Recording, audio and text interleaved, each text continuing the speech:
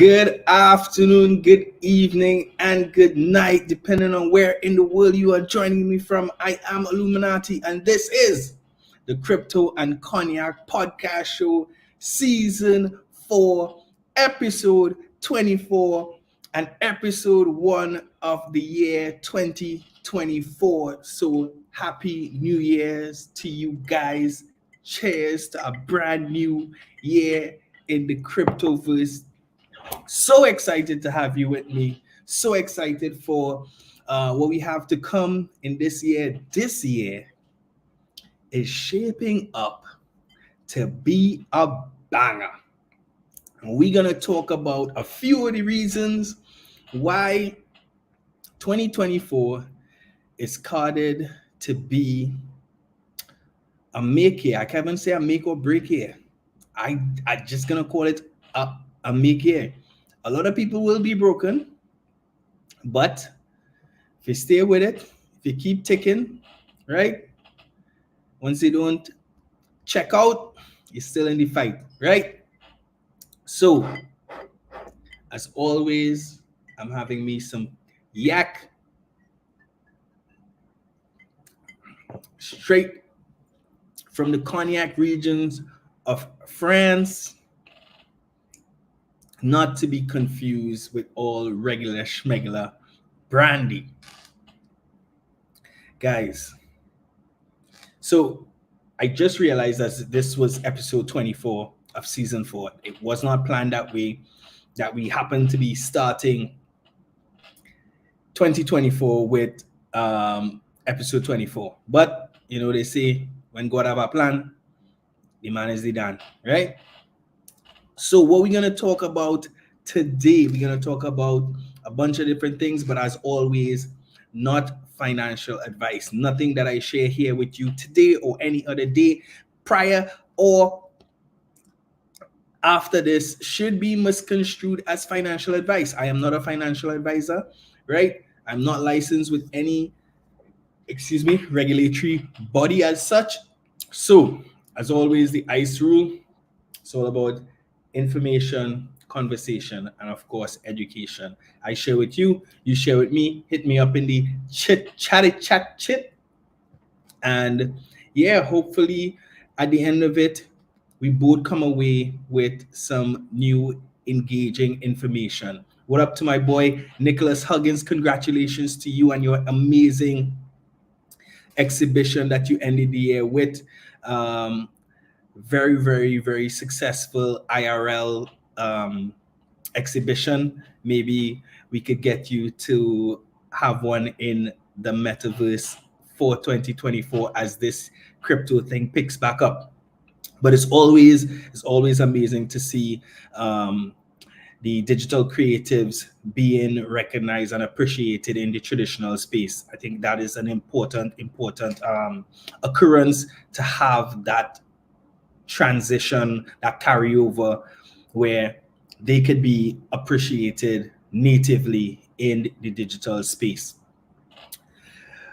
Of course, as we have these spirited conversations, I advise you to drink responsibly, degen responsibly, do not degen drunk. I know a couple of my close friends and acquaintances and affiliates have had some mishap with their wallets after taking in an episode and trying to keep pace with me and drinking my yak. So, as always, drink responsibly. If you have somewhere to drive to after this, please designate a driver, right?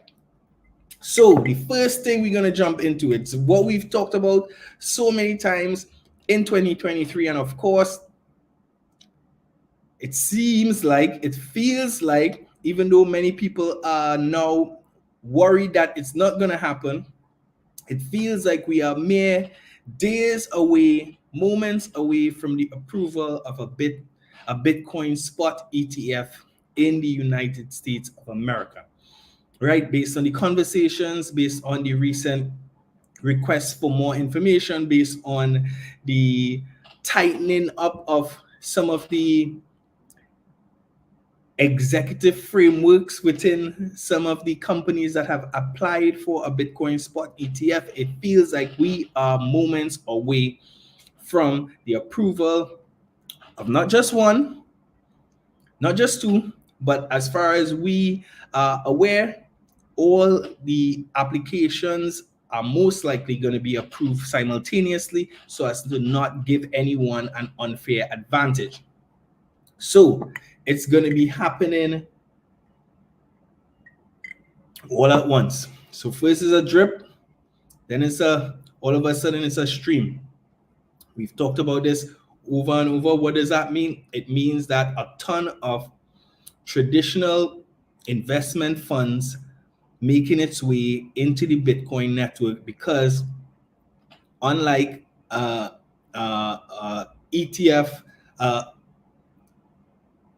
equity-based ETF, a spot ETF requires that these people custody the actual Bitcoin at a ratio to what is being sold in the ETF. So it means that for the first time, a lot of institutional investors, a lot of traditional investors, a lot of even small retail investors who have been wary of custodying Bitcoin themselves or interacting with a more traditional centralized exchange now have an option for getting involved in this crypto space.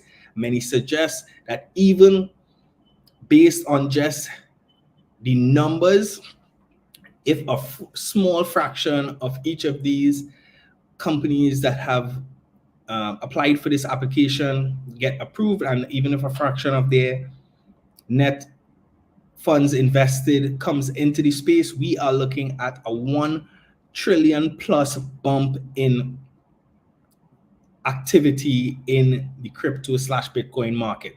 So what is that going to look like from a price perspective? I don't know, but I mean, right now the total crypto market is 1.7 trillion. So if 1 trillion comes in, where are we going to get to?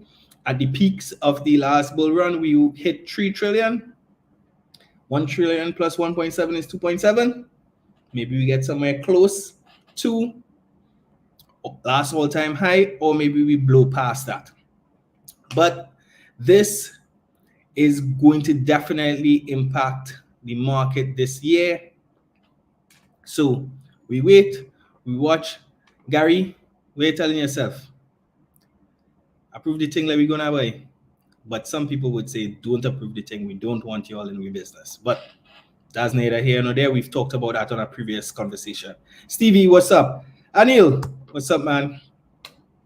Now, we've talked so much about the Bitcoin spot ETF that we failed to acknowledge that, wait, there are Ethereum equity ETFs in place. So does the approval of a Bitcoin spot ETF now clear the way and remove some of the same hurdles that would prevent or that would create a perfect storm for the introduction of an Ethereum spot ETF? And a lot of people are saying absolutely, right? And we can expect that once this Bitcoin spot ETF is approved, that it's not going to be too long before we see an Ethereum spot ETF follow. They do not expect it to be years. They do not expect it to be, 6 months or even another year.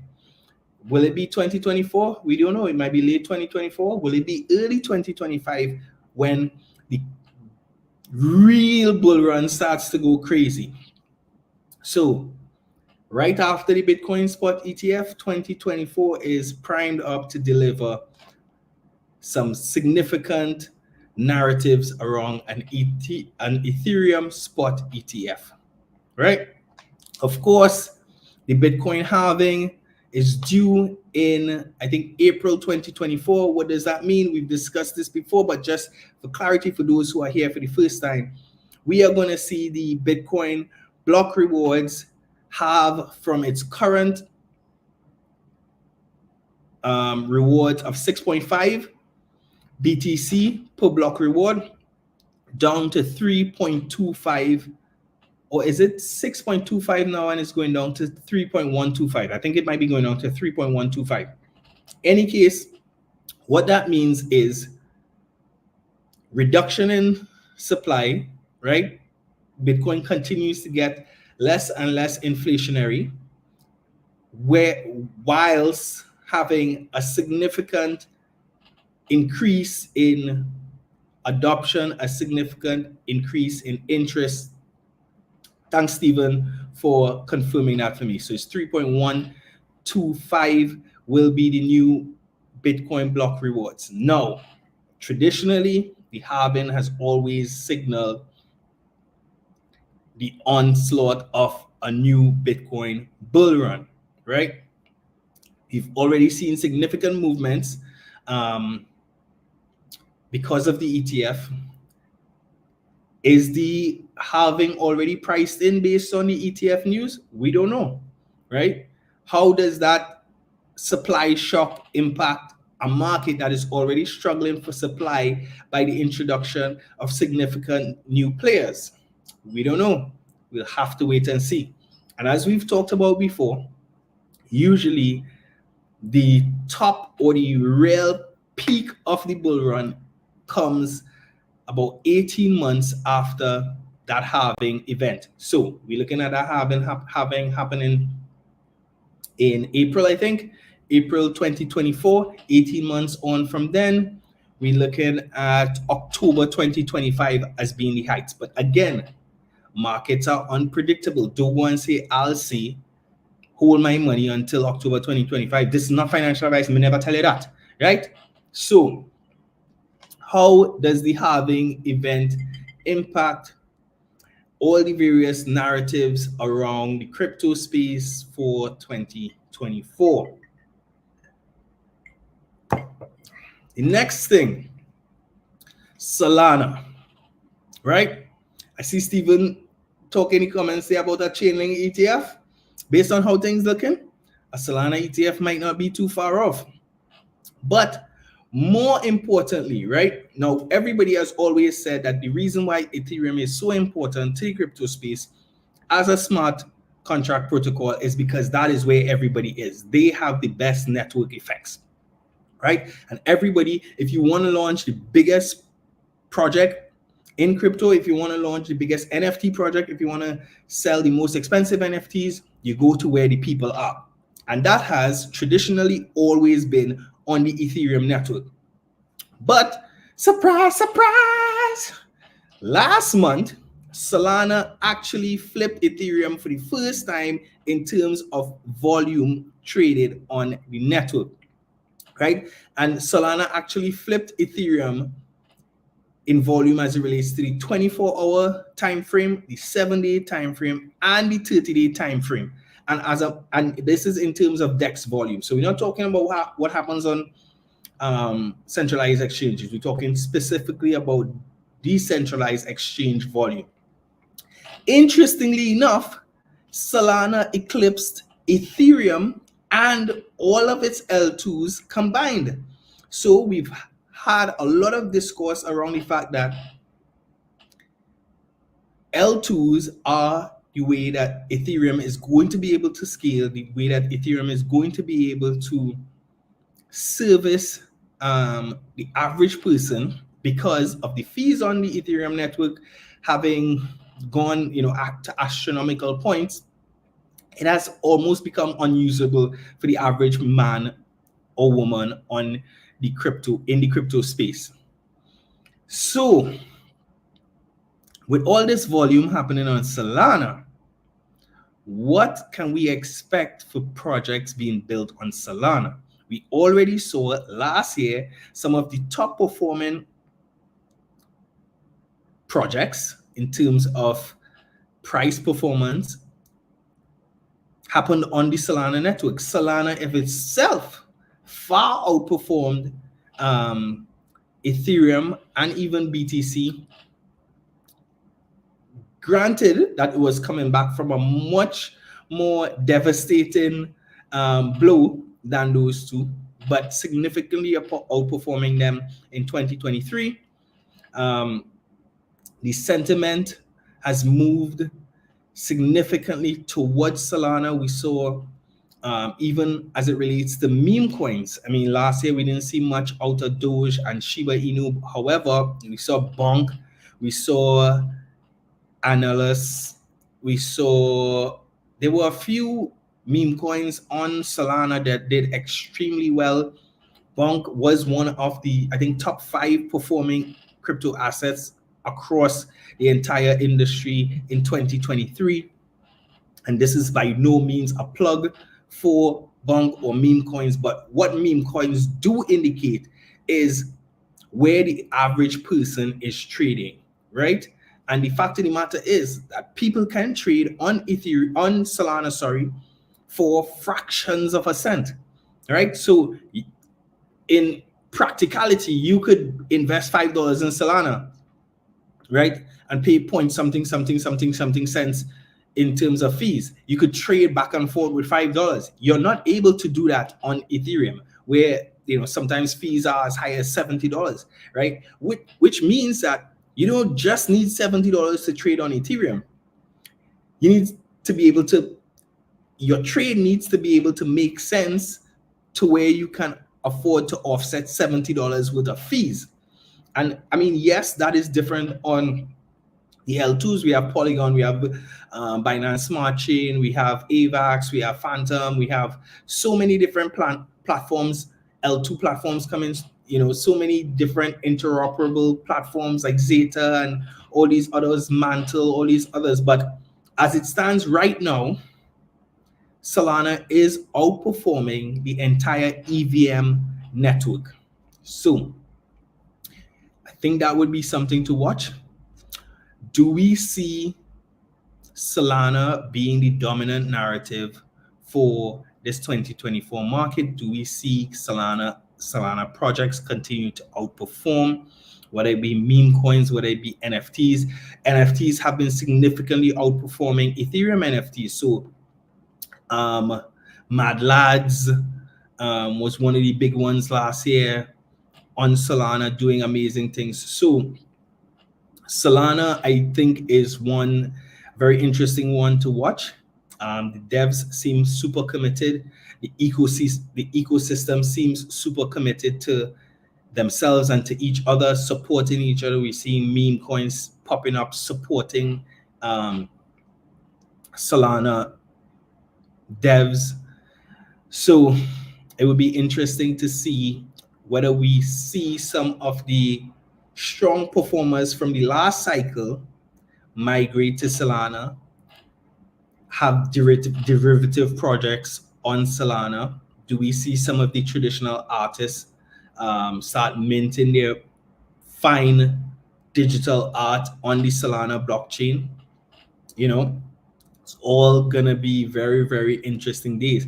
And then do we see, from an institutional perspective, do we see a Solana equity ETF followed by a Solana spot ETF? What does that look like? How much needs to change in the Solana foundation tokenomics structure and blah, blah, blah, blah, blah. But Solana clearly is not going away. They've started the year off very, very excitedly. They ended the year on a high. Day for a few days flipped BNB on the market cap cycle. So yeah, Solana definitely is one of the narratives that is gonna be popping up over and over in 2024. But in 2024, I think the biggest narrative and the most impactful narrative on the crypto space, and I think on the macroeconomic scale on a whole, has to do with what they are calling the democratic test, right? You see a few countries up there: Bangladesh, India, Indonesia, Pakistan, Russia, Mexico, and the United States. Those are all countries that have elections, presidential elections on this year. Why is that important? Because these 7 countries, are 7 out of 10 of the most populous countries on planet Earth, right? Based on the numbers, they expect that half of the world's population are going to be participating, right? The nation, not the kids, and don't tell them about, yeah, they have young people there. We know that. From a country's perspective and the population of a country, half of the world's population is going to be going to the ballot this year.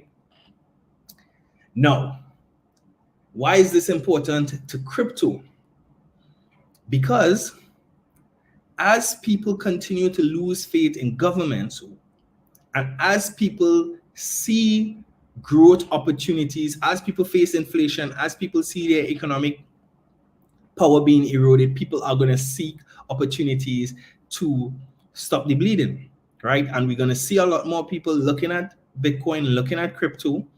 And I think whether governments make that available to their population is going to be a significant talking point during this year's many and varied elections. We have people like India who have already taken a stance on it. We see Russia in the mix, who took a stance, reverted their stance during the Ukraine-Russia conflict. And we have Mexico, close neighbors to the United States. And then we see the United States of America, where, you know, if America sneezes, it feels like the world catches a cold. And we have Donald J. Trump fighting for the Republican nomination again. We see already the Democratic Party seems to be fighting a hell of a hard battle to try to keep him off the front lines. And what is notable is that President Biden has been using his success around the economy to try to plug holes for his popularity that have been created over his handling of the whole Israel-Palestine matter. Young people especially, which is a huge base for the Democrats, are very, very much dissatisfied with his handling of the Israel-Palestine thing. And we've seen him already starting to walk things back, right? Now, I don't know if it's different everywhere else in the world, right? But based on what I've seen, both here in the Caribbean and even in the US, during the elections, what do governments do? Spend, right? We start seeing roads getting paved, things that never get fixed in the last 4 or 5 years, all of a sudden they're getting fixed, right? All of a sudden, all kind of benefits starting to roll out, back pay getting rolled out, all kind of debt forgiveness rolling out, all kind of stimulus plans rolling out. And what does that mean, especially for the US? Turning back on the money printer, right? The Federal Reserve in 2023 tried to stop the bleeding by cutting rates, or raising rates rather, last year.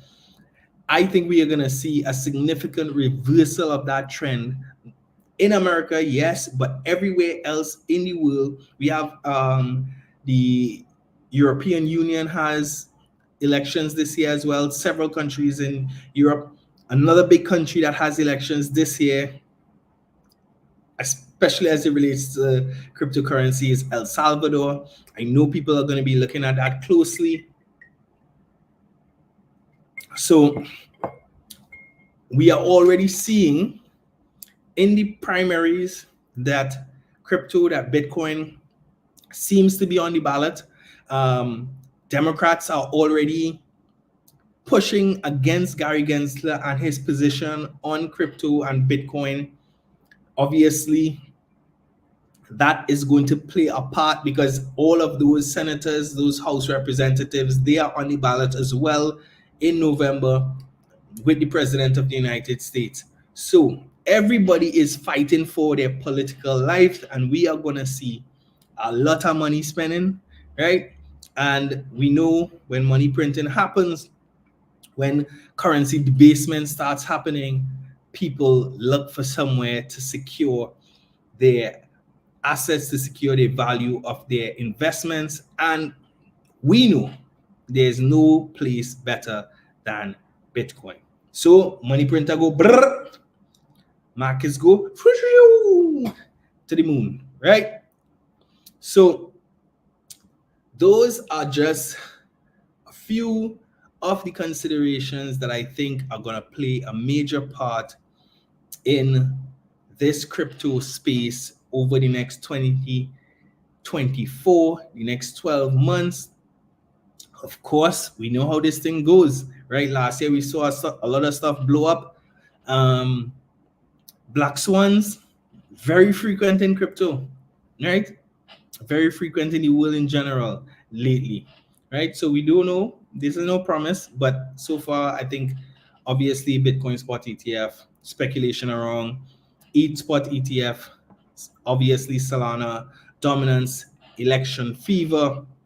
I think BRICS adoption is going to be a big one, especially because two of the major countries in the BRICS, actually three, because South Africa is on the ballot as well this year. So we have Russia, India, and South Africa all facing electoral elections this year. We have new countries joining BRICS as of January or February this year. So I think we're going to continue to see an erosion in the dollar dominance, the US dollar dominance, as we see BRICS adoption continue to grow. And of course, we continue to see that Israel seems to be pushing to pull other countries in the Middle East into this fight that they are having with the Palestinian people. And it is looking that they are trying to draw people into a regional war. For what reason? To get it back inside their big brother. But I really don't know if, based on the lack of popularity of that particular conflict onslaught, if during this election year, the government of the United States is going to be brave enough to back their brother. So I think we're going to see a lot of things happening, you know what I'm saying? But we are going to be here. I am going to be here to report it as it happens every week, 7 p.m. sharp, right here on YouTube. We have 6 more episodes of season 4. Because things are going to be happening hectic, we are already planning for a quick turnaround between season 4 and season 5. So guys, go like, subscribe, share, and bring a friend. Don't wait till it is the throbs of the bull run before you start sharing the podcast with your friends. It might be too late. It may not be too late, but it's always earlier. Spend your time now getting the information, getting the education, doing what you have to do so that you can be able to be informed and make smart decisions during the course of the market cycle, whether it be bull run, whether it be bear run. The bear cycle is always the best time, but you know, if you can't make it yesterday, make it today. If you can't make it today, do it tomorrow, right?